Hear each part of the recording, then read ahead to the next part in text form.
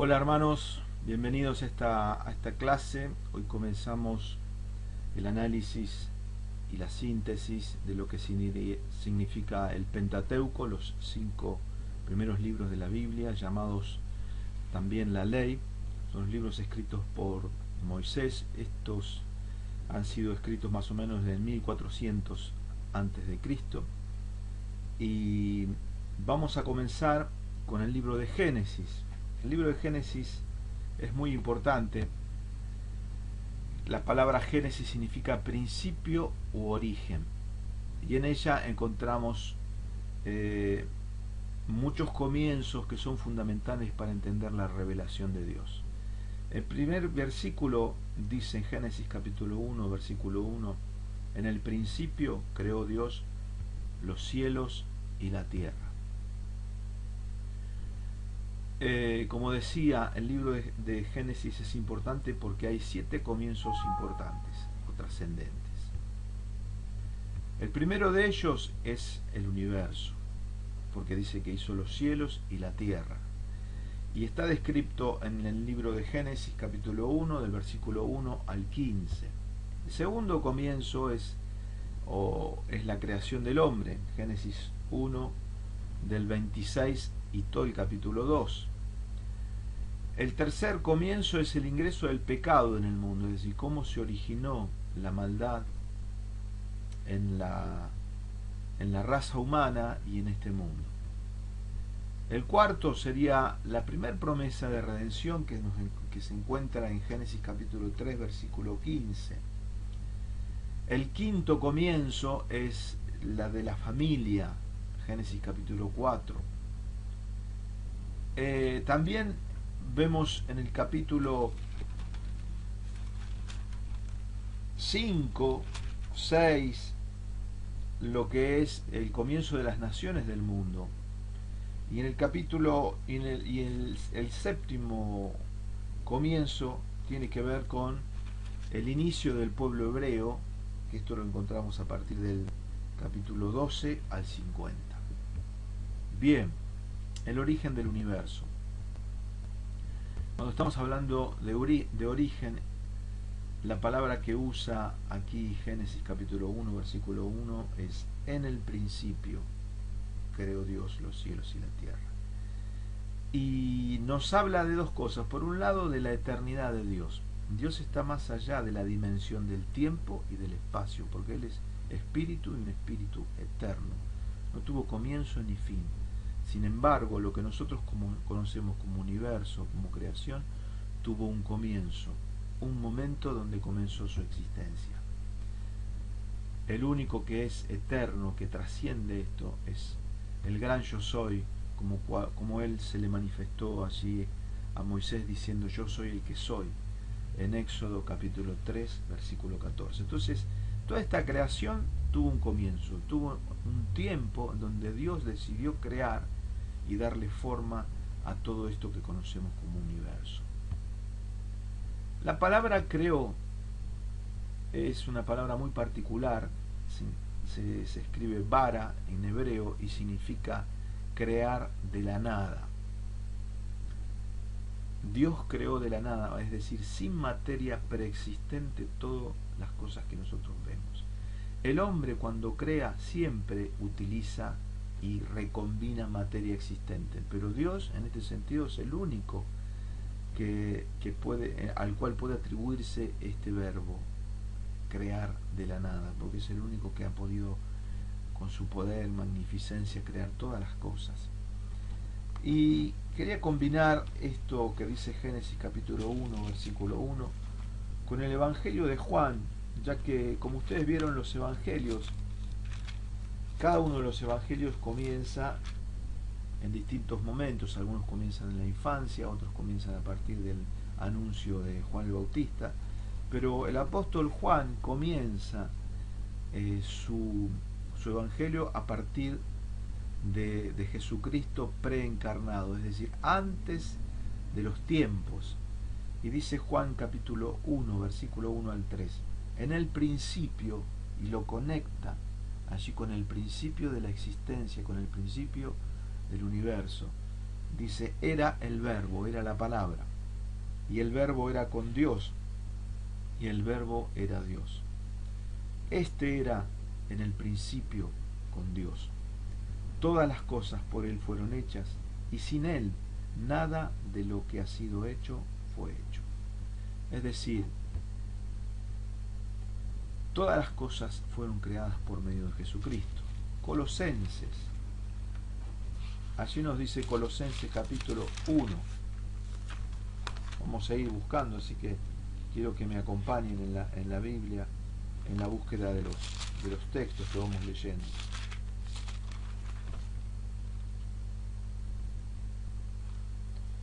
Colosenses capítulo 1, versículo 15 al 17 dice, Él es la imagen del Dios invisible, el primogénito de toda creación, porque en Él fueron creadas todas las cosas, las que hay en los cielos, las que hay en la tierra, visibles e invisibles, sean tronos, sean dominios, sean principados, sean potestades, todo fue creado por medio de Él y para Él, y Él es antes de todas las cosas, y todas las cosas en Él subsisten, en Él permanecen unidas, quiere decir el original en griego. Es decir, lo que queremos resaltar es que en Jesucristo fueron creadas todas las cosas. Entonces, el libro de Génesis da cuenta del comienzo del universo, y el comienzo del universo fue la creación de Dios por medio de Jesucristo. Segundo comienzo que tenemos en Génesis es la creación del hombre. Vemos allí en el versículo 26 y 27 que dice la Escritura, entonces dijo Dios, hagamos al hombre a nuestra imagen, conforme a nuestra semejanza, y señoree en los peces del mar, en las aves de los cielos, en las bestias, en toda la tierra, y en todo animal que se arrastra sobre la tierra. Y creó Dios al hombre a su imagen, a imagen de Dios lo creó, varón y hembra lo creó. La segunda creación fundamental es haber puesto al hombre en el huerto del Edén, haber creado el universo y haberlo puesto al hombre allí en el huerto. Ahora, ¿qué significa que el hombre comparte la imagen de Dios? Es importante que entendamos este concepto. ¿Y qué es de aquello que Dios es? ¿Qué es lo que compartió de su naturaleza con el hombre? En primer lugar, la personalidad. Dios es un Dios personal. Es un Dios que tiene intelecto, emociones y voluntad. En esto consiste la personalidad. Y el hombre comparte con Dios estas capacidades, estas habilidades de pensar, de tener afecto y de tener voluntad, es decir, de tomar decisiones, de poder tomar una decisión, un curso de acción, ¿sí? En segundo lugar, Dios creó al hombre y le impartió una vida espiritual. El hombre tiene espíritu. En 1 Tesalonicenses 5:23 dice, y todo vuestro ser, espíritu, alma y cuerpo sea guardado irreprensible para la venida de nuestro Señor Jesucristo. Fiel es el que os llama, el cual también lo hará. Es decir, el hombre tiene un espíritu. Decía, fue creado por su creador y tiene un espíritu. Esto teológicamente se habla de que el hombre es tripartito, es decir, no tiene un alma interior y el cuerpo, sino que también tiene un espíritu que ha sido creado por Dios. Un tercer elemento que forma parte del hombre no es parte constitutiva de Dios y tiene que ver con el cuerpo. Dios es espíritu, es decir, no se puede hacer de él una imagen, por eso mismo el segundo mandamiento dice que no nos hagamos imagen de él, ni lo que hay en el cielo, en la tierra, ni lo adoremos. ¿Por qué? Porque Dios es espíritu. La palabra neuma, espíritu, significa viento, aire. Es algo que no es corpóreo, no tiene materialidad. Pero sí el hombre, cuando fue creado, fíjense en Génesis capítulo 2, versículo 7 dice: entonces Jehová Dios formó al hombre del polvo de la tierra y sopló en su nariz aliento de vida, y fue el hombre un ser viviente.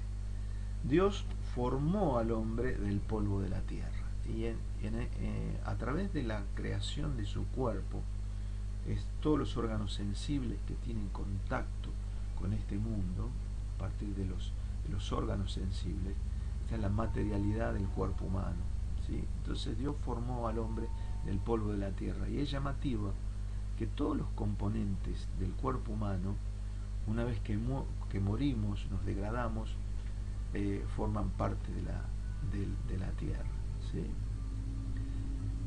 La cuarta cosa que significa la imagen de Dios en el hombre, en este punto sí, ya no relacionado con el cuerpo, es que Dios le dice allí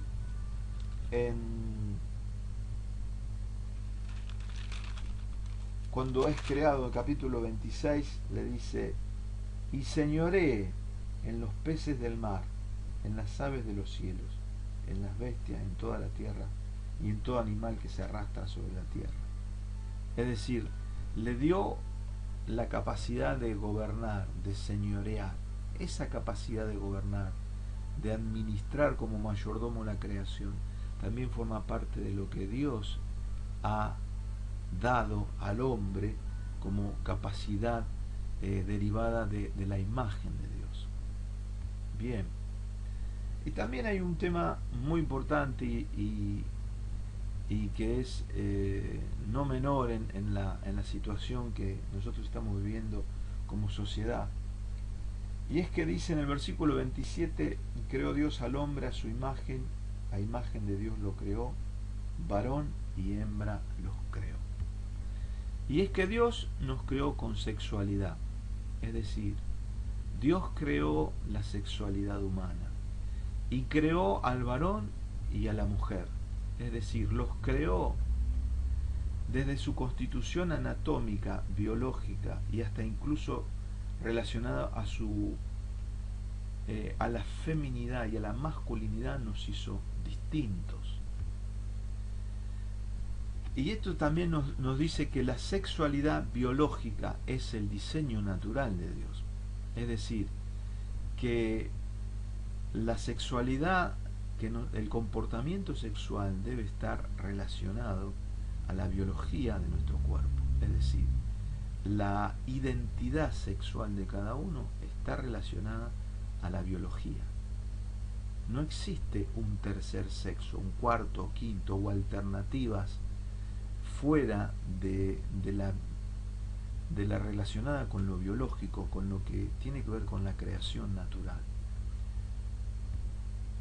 La sexualidad, dice Génesis capítulo 1, versículo 31, que es bendecida y aprobada de Dios. Fíjense que Dios le dice que se multipliquen, que tengan hijos, que procreen. Y también el versículo 31 dice: vio Dios todo lo que había hecho, y aquí que era bueno en gran manera. Es decir, la sexualidad está dentro de la creación original de Dios, y dice que era bueno, y bueno en gran manera. Muchas veces hay mitos sobre el pecado original y se piensa que tenía que ver con la sexualidad, y de ninguna manera, porque la sexualidad, ya tenían relaciones sexuales Adán y Eva antes del ingreso del pecado en el mundo. No tiene nada que ver la sexualidad con algo sucio o pecaminoso. Es una relación limpia, transparente, porque ha sido bendecida y creada por Dios. Pero esto es importante en este momento. ¿Por qué? Porque no desconocemos todo lo que está social y culturalmente, especialmente relacionado a la ideología de género, el lobby homosexual, cómo está atacando todo lo relacionado a la sexualidad bíblica, es decir, a la creación de Dios. El propósito de Dios fue crear a dos personas diferentes, complementarias. Y esto es también muy importante. ¿Por qué? Porque el feminismo radical de este último tiempo trata de establecer como una guerra, como una competencia contra el hombre, es decir, trata de eliminar y de competir de manera que poder equiparar tanto la intelectualidad como la fuerza física, como las habilidades y todo lo demás en contra del hombre. Y si bien es cierto, el machismo es dañino y ha sido terrible en distintas culturas y en la nuestra también, donde se ha menospreciado la capacidad, la habilidad en todos los órdenes de la mujer y ha tenido un rol en algunos casos de maltrato y de un sojuzgamiento, una opresión por parte del machismo, y en eso no estamos de acuerdo, pero llegar al extremo de querer competir y querer igualar las habilidades y las capacidades del hombre y la mujer es estar forzando, es estar desconociendo diferencias que son no negativas sino positivas y complementarias. No es el tema de este momento, pero hay un libro que se llama Complementos Perfectos, que es escrito por un médico cristiano, que él analiza el cerebro del hombre y de la mujer, de todas ciencias muy nuevas, en donde encuentra hasta incluso en la constitución anatómica el cerebro de la mujer y el cerebro del hombre totalmente distintos en cuanto a la comunicación, en cuanto a la afectividad y en cuanto a la actitud frente a la vida, las respuestas emocionales. Y esto no es negativo, es totalmente positivo. Para terminar brevemente este tema,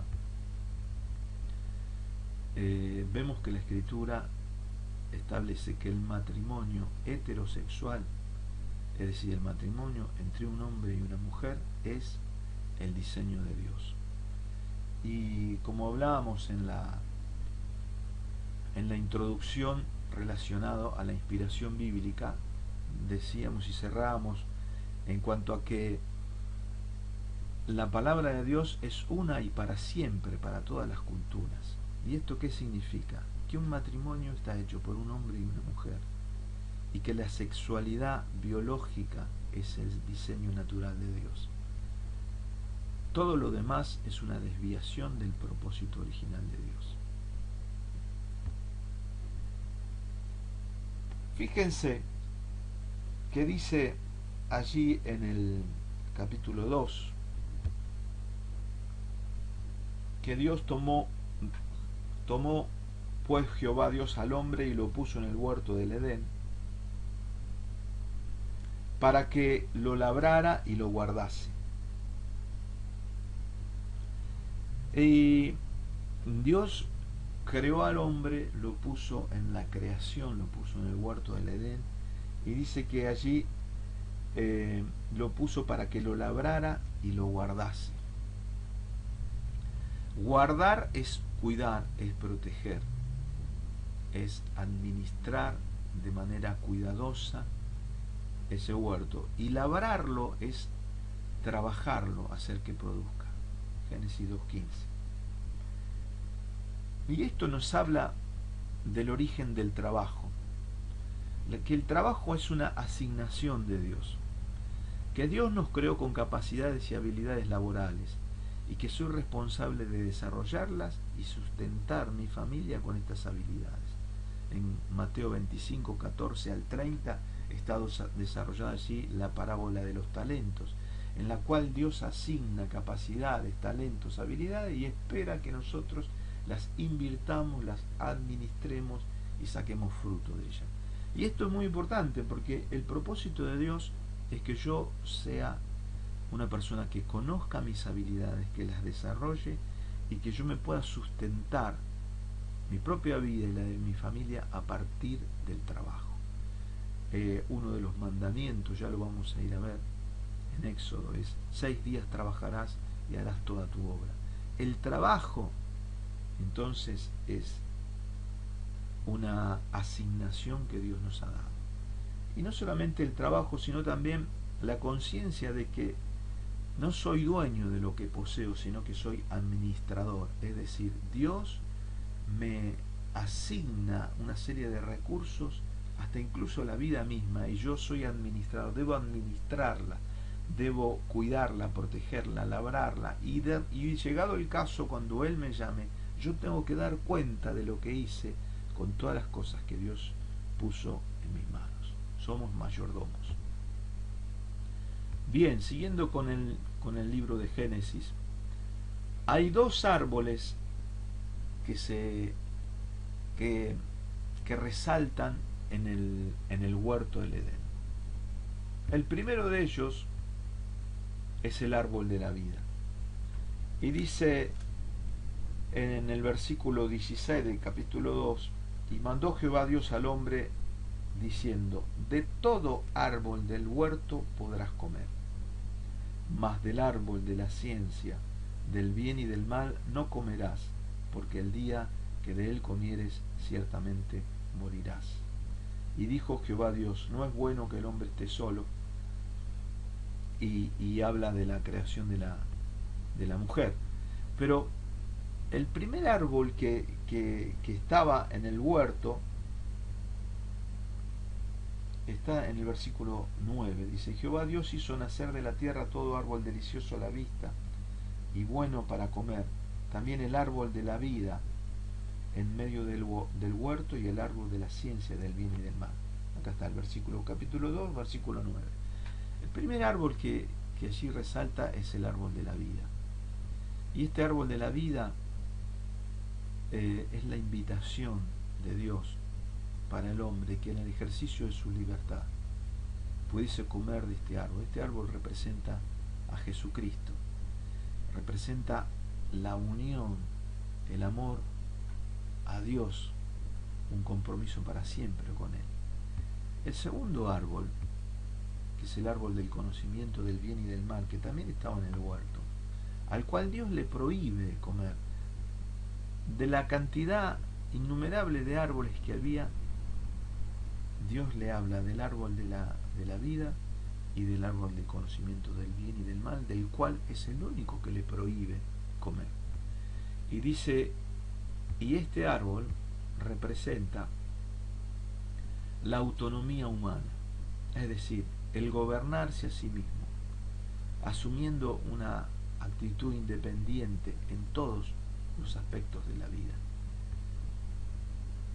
En esto consiste justamente el pecado, en no amar a Dios y crear así una vida centrada en el yo independiente.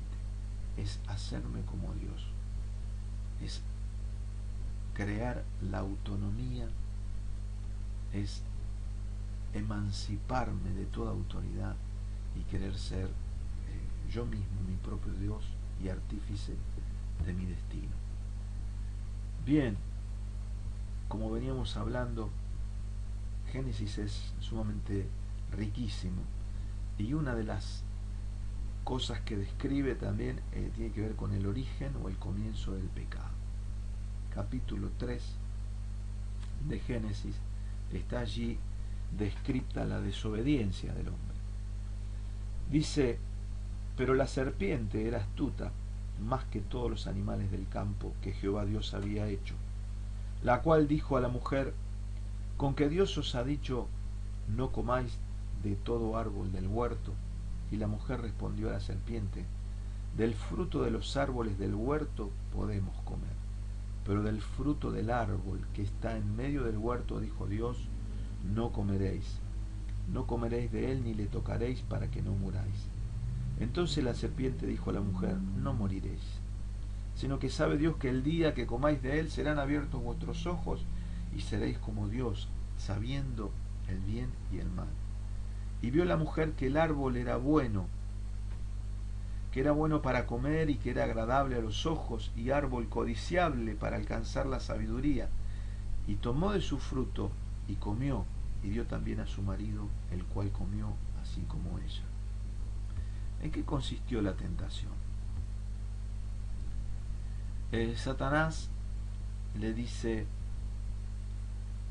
el día que comas de él serán abiertos vuestros ojos y seréis como Dios, conociendo el bien y el mal. Génesis 3:5. lo primero que hace es justamente despertar la ambición de independencia y de autosuficiencia. Por eso en esto consistía comer de este fruto, es decir, emanciparme, romper mi relación de amor y de dependencia con Dios y volverme un ser independiente.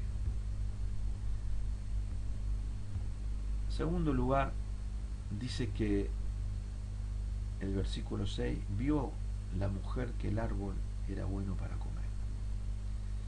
Y haciendo un paralelismo con 1 Juan capítulo 2, 15, 17, dice, no améis al mundo ni las cosas que están en el mundo. Si alguno ama al mundo, el amor del Padre no está en él. Porque todo lo que hay en el mundo, los deseos de los ojos, y justamente es allí donde la mujer se centró, que el árbol era bueno para comer, los deseos de la carne, y era agradable a los ojos, los deseos de los ojos. Y dice, y árbol codiciable para alcanzar sabiduría. Y esto de alcanzar sabiduría tiene que ver con la vanagloria de la vida, ¿no? Es yo ser sabio, yo ser independiente, yo conocer todas las cosas.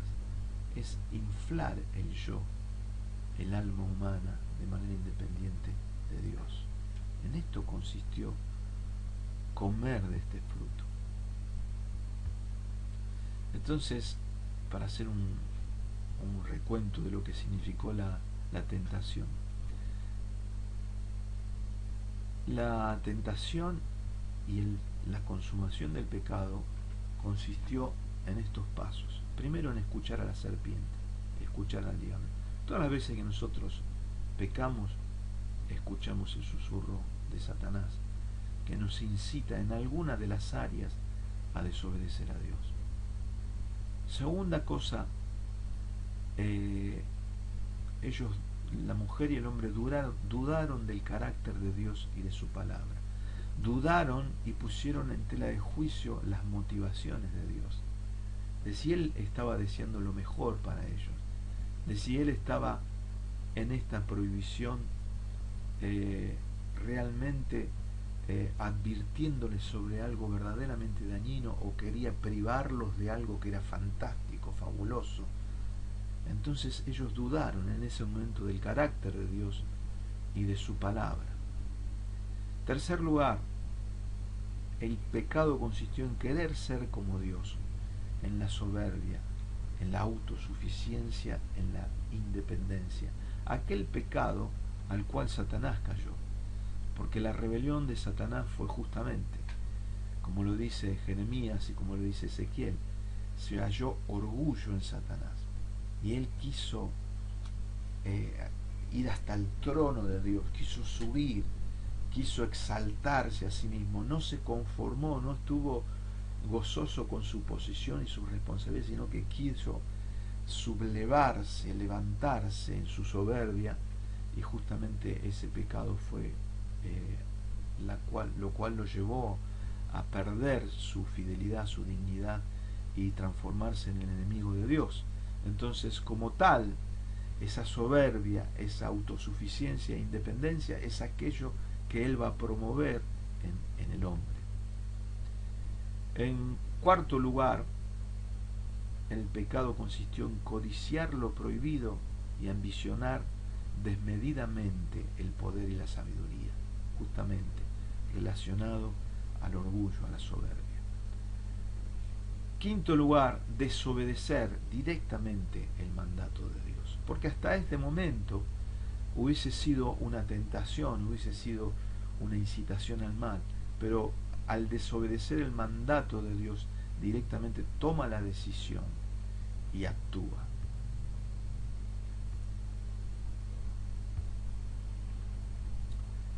Y pretender, decía el último párrafo, pretender ignorar las consecuencias de lo que Dios les estaba diciendo, es decir, no pasa nada, no va a pasar nada. Ahora, ¿cuáles son las consecuencias que nos dice la Escritura que tuvo este pecado? Las consecuencias inmediatas. Fíjense, Versículo 7 de Génesis 3. Entonces fueron abiertos los ojos de ambos y conocieron que estaban desnudos. Entonces cosieron hojas de higuera y se hicieron delantales. Lo primero que experimentó el hombre cuando desobedeció a Dios fue que se secó su vida espiritual, se secó la pureza, la libertad y la libertad que tenía de tener paz con Dios, de sentirse amado, relacionado íntimamente con Él.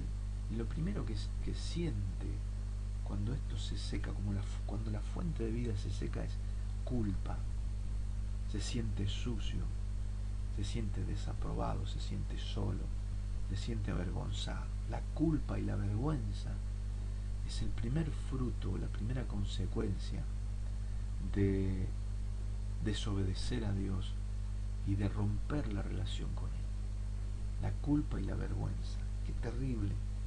Satanás le dijo: van a ser abiertos vuestros ojos, van a ser como Dios, se van a sentir libres, plenos, van a ser felices, toda su potencialidad va a ser llevada plenamente a su manifestación más alta. Y nada que ver, es un mentiroso. Lo primero que sintieron fue culpa y vergüenza. Lo segundo es el temor a Dios. Es esconderse de la presencia de Dios, es huir de Dios. Versículo 8 dice: y oyeron la voz de Jehová que se paseaba en el huerto al aire del día, y el hombre y su mujer se escondieron de la presencia de Jehová Dios entre los árboles del huerto. Lo segundo es sentir una enemistad, sentirse lejos, sentirse apartado, sentirse que no pertenece a aquel que le creó, le dio vida, y huir de su presencia. Qué tremendo. Pensemos que el hombre vive a través del entretenimiento, del trabajo, de las actividades y de tantas cosas que hace. Vive huyendo de Dios, huyendo de Dios. Tiene temor de enfrentar a Dios, tiene temor de estar con Él, de estar delante de Él. Entonces, la segunda consecuencia importante de la cual habla la Escritura es esconderse de la presencia de Dios y huir de Dios. El versículo 10 dice: y él respondió: oí tu voz en el huerto y tuve miedo, porque estaba desnudo y me escondí. Miedo a Dios.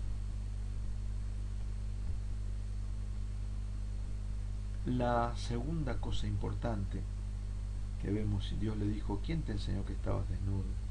¿Has comido del árbol del que yo te mandé no comieses? Y el hombre respondió: la mujer que me diste por compañera me dio del árbol y yo comí. Fíjense, y el versículo 13 dice: entonces Jehová Dios dijo a la mujer: ¿qué es lo que has hecho? Y dijo la mujer: la serpiente me engañó y comí. La cuarta cosa que vemos acá es no asumir su responsabilidad, es mentir, es echarle la culpa a otro, es no asumir. Esto es muy común, ¿no? Proyectamos en otro la culpa. Somos sumamente hábiles en crear mecanismos de defensa, no queremos asumir nuestra responsabilidad, no queremos reconocer nuestros propios errores, nuestros yerros, nuestros pecados, y echamos la culpa, es decir, desviamos la responsabilidad hacia otros. Lo otro que sigue como consecuencia es dolor para la mujer al parir. Versículo 16 dice: a la mujer dijo: multiplicaré en gran manera los dolores en tus preñeces, con dolor darás a luz a los hijos, y tu deseo será para tu marido, y él se enseñoreará de ti. Y creo que realmente gran parte de la opresión y de las dificultades matrimoniales es evidente que tienen que ver en el ingreso del pecado en nuestros corazones. Las relaciones abusivas, el enojo, la ira, el maltrato, la violencia, tiene que ver con el ingreso de la maldad en el corazón humano. Y acá ya Dios les había advertido, acá les estaba haciendo más específico los conflictos matrimoniales que vendrían a partir del ingreso del pecado.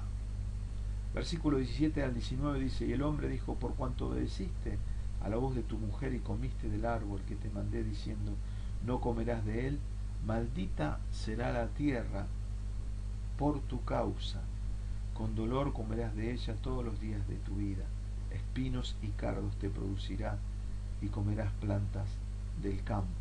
Con el sudor de tu rostro comerás el pan hasta que vuelvas a la tierra, porque de ella fuiste tomado, pues polvo eres y al polvo volverás. Esta es la consecuencia de la maldición de la tierra. La tierra fue maldita a causa del pecado. Algo que debía producir profusivamente, sin esfuerzo, ahora es algo que hay que labrar y trabajar con sudor. Y no solamente eso, sino que ingresa también la muerte, porque dice: con el sudor de tu rostro comerás el pan hasta que vuelvas a la tierra, porque de ella fuiste tomado, pues polvo eres y al polvo volverás, hasta que vuelvas a la tierra.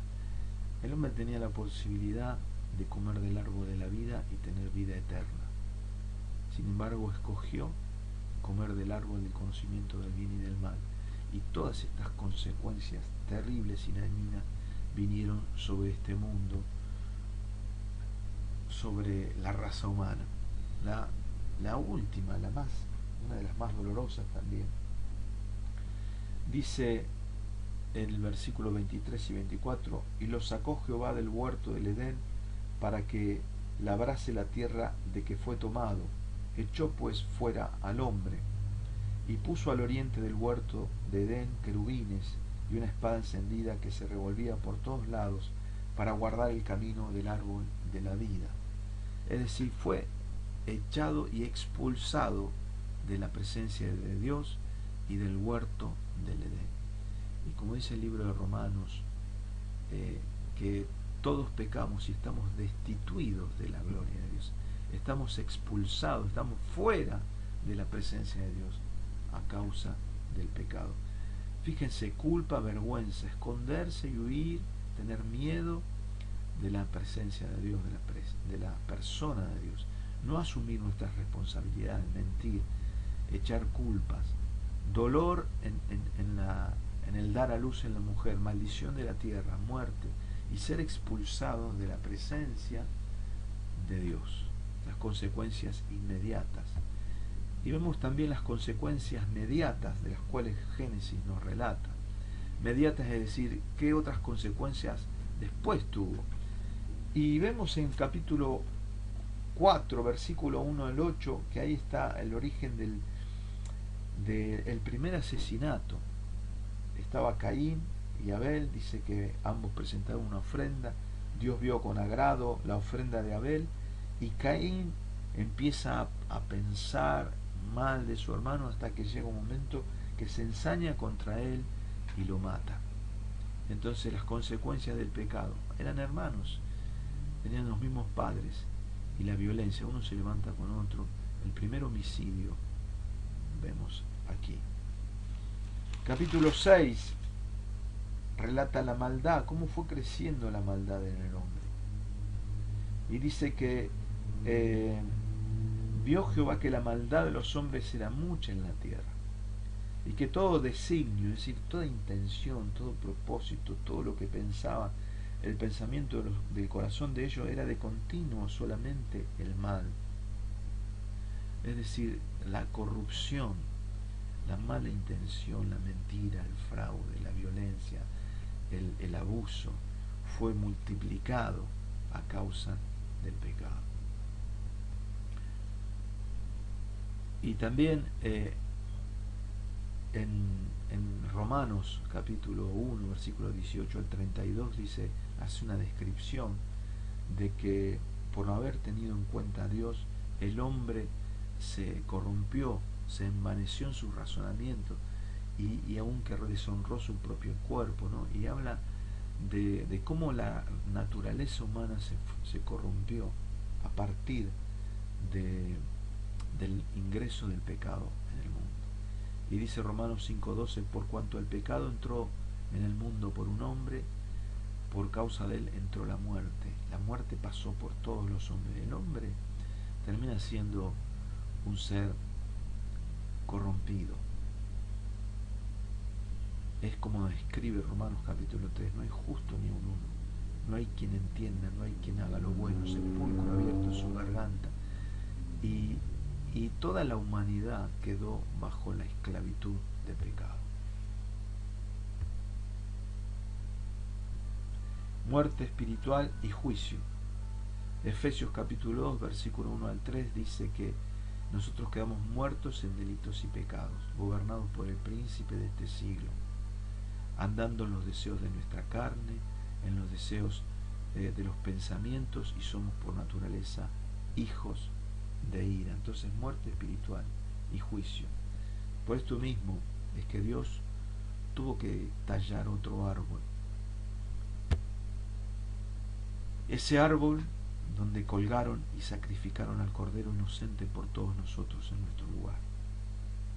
Volviendo a Génesis, la primera promesa de redención, Génesis 3:15 dice, y pondré enemistad entre ti y la mujer, y entre tu simiente y la simiente suya. Ésta te herirá en la cabeza y tú le herirás en el calcañar. Y este es el protoevangelio, es decir, está anunciando desde este versículo lo que acontecería siglos después, y es que de la simiente de la mujer, es decir, de la Virgen María, que concibió por medio del Espíritu Santo, de la simiente de la mujer, Jesucristo heriría a Satanás en la cabeza. Es decir, destruiría el principado de la muerte, derrotando a Satanás, muriendo en el lugar de los hombres y liberando por medio de su sangre al ser humano. Dice allí, tú, la simiente suya, esta te herirá en la cabeza, es decir, Jesucristo hirió de cabeza en la cabeza una herida de muerte. Sabemos que las serpientes se matan por la cabeza, y Jesucristo derrotó al poder de la serpiente hiriéndola en la cabeza, y dice que Satanás la heriría en el calcañar. El calcañar es el talón, y como sabemos, todas las personas que han sido crucificadas se apoyan sobre el talón, es decir, la manera de poder conservar justamente la posición para poder respirar en medio de la presión de la debilidad física que va tomando forma en la crucifixión. La manera de poder sostenerse es por medio del talón, y justamente estaba prefigurando, estaba anunciando, estaba profetizando allí en el libro de Génesis capítulo 3 versículo 15, que Jesús en la cruz derrotaría el poder de Satanás y liberaría al hombre de la esclavitud del pecado. Dice Juan 23:33, y cuando llegaron al lugar llamado de la calavera, le crucificaron allí, y a los malhechores, uno a la derecha y otro a la izquierda. Qué tremendo es pensar que nosotros arruinamos el plan de Dios, nosotros nos desviamos, nosotros escuchamos a Satanás y corrompimos esta creación. Pero Dios, en su gran amor con que nos amó, tuvo un plan de salvación. Es decir, envió a su Hijo para rescatar a la raza humana, para poder tener redención y liberación en él.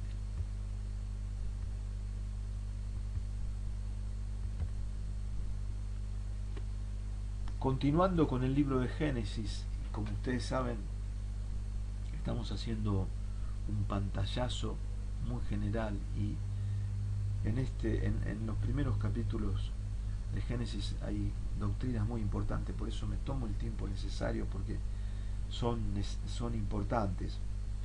Pero ahora vamos a ir avanzando a paso más rápido y vemos que en el capítulo 6 Dios describe cómo avanzó la maldad, cómo se multiplicó la maldad. Y entonces decide raer, destruir a toda la humanidad por medio del diluvio. No obstante, dice allí que Dios miró a la tierra y Noé halló gracia ante los ojos de Jehová. Y que Dios provee un arca de salvación para Noé y su familia. Y que Dios siempre es un Dios que va a dar una salida, un arca de salvación para el que cree. Y Dios destruyó la maldad de la tierra por medio de este diluvio, allí en el capítulo 6. Y también la Biblia nos habla acerca de otro juicio que es futuro, pero está cercano para la última etapa del mundo. Y vamos a buscarlo allí en 2 Pedro.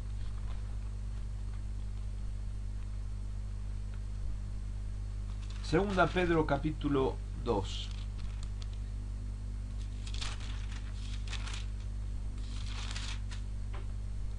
Versículo 4 al 9. Dice: porque si Dios no perdonó a los ángeles que pecaron, sino que arrojándolos al infierno los entregó a prisiones de oscuridad para ser reservados al juicio, y si no perdonó al mundo antiguo, sino que guardó a Noé, pregonero de justicia, con otras 7 personas, trayendo el diluvio sobre el mundo de los impíos, y si condenó por destrucción a las ciudades de Sodoma y de Gomorra, reduciéndolas a ceniza y poniéndolas de ejemplo a los que habían de vivir impíamente, y libró al justo Lot abrumado por la nefanda conducta de los malvados, porque este justo que moraba entre ellos afligía cada día su alma justa, viendo y oyendo los hechos inicuos de ellos. Sabe el Señor librar de tentación a los piadosos y reservar a los injustos para ser castigados en el día del juicio. Y dice más adelante en el capítulo 3, versículo 5 al 9, dice: estos ignoran voluntariamente que en el tiempo antiguo fueron hechos por la palabra de Dios los cielos y también la tierra, que proviene del agua y por el agua subsiste. Por lo cual el mundo de entonces pereció anegado en agua. Está hablando del diluvio, ¿bien? Pero los cielos, versículo 7, y la tierra que existen ahora están reservados por la misma palabra, guardados para el fuego en el día del juicio y de la perdición de los hombres impíos. Mas, oh amados, no ignoréis esto, que para con el Señor un día es como 1000 años y 1000 años como un día. El Señor no retarda su promesa, según algunos la tienen por tardanza, sino que es paciente para con nosotros, no queriendo que ninguno perezca, sino que todos procedan al arrepentimiento. Pero el día del Señor vendrá como ladrón en la noche, en el cual los cielos pasarán con gran estruendo, y los elementos ardiendo serán deshechos, y la tierra y las obras que en ella hay serán quemadas. Puesto que todas estas cosas han de ser deshechas, ¿cómo no debéis vosotros andar en santa y piadosa manera de vivir, esperando y apresurándoos para la venida del día de Dios, en el cual los cielos encendiéndose serán deshechos, y los elementos siendo quemados se fundirán? Pero nosotros esperamos, según sus promesas, cielos nuevos y tierra nueva, en los cuales mora la justicia. En el juicio que Dios hizo en el capítulo 6 de Génesis, por medio del diluvio, vemos que Dios no tolera el pecado, que Dios enjuicia el pecado, que Dios lo lo condena al pecado, y de hecho, como esta generación de continuos era su pensamiento del mal, él trae destrucción sobre el mundo antiguo a través del diluvio. Y hay un juicio futuro cercano, como recién veíamos, que será no a través del agua, sino a través del fuego. Y esto es muy importante para meditar, porque dice ahí que los, las obras de la tierra serán quemadas. ¿Y cómo no debemos nosotros vivir en santa y piadosa manera de vivir? Entendiendo que todo lo que esta tierra tiene va a ser, se fundirá, no quedará nada. Y esto nos habla el libro de Génesis, del primer juicio de Dios, y nos anticipa el próximo que ha de venir. Y a partir del Génesis capítulo 12, Dios desarrolla su plan, que es escoger un hombre y de él formar una familia, y de esta familia una nación, la cual recibiría al Mesías. Entonces, a partir de Génesis capítulo 12 al capítulo 50, vemos toda la historia del pueblo de Israel. Génesis 12 dice, está el llamamiento de Abraham, le dice: pero ahora Jehová había dicho a Abraham, vete de tu tierra y de tu parentela y de la casa de tu padre, la tierra que te mostraré, y haré de ti una nación grande, y te bendeciré y engrandeceré tu nombre, y serás bendición. Bendeciré a los que te bendijeren, y a los que te maldijeren maldeciré, y serán benditas en ti todas las familias de la tierra. Es decir, por medio de Jesucristo son benditas todas las familias de la tierra. Y vemos allí la historia de Abraham, a su hijo Isaac, que es el hijo de la promesa, Jacob, a partir del versículo capítulo 25 al 50, fue un hombre transformado, y también la historia de José, en el capítulo 37 al 50. La historia de José es muy importante porque nos ve cómo Dios madura en la escuela del dolor a este hombre, que es promovido desde un escenario sumamente negativo, vendido, esclavo, y cómo Dios los prospera en todas las etapas de su vida hasta llevarlo a ser mayordomo o administrador en la tierra de Egipto. Entonces aquí terminamos lo que sería el análisis general, sintético, simple de algunos de los aspectos más importantes del libro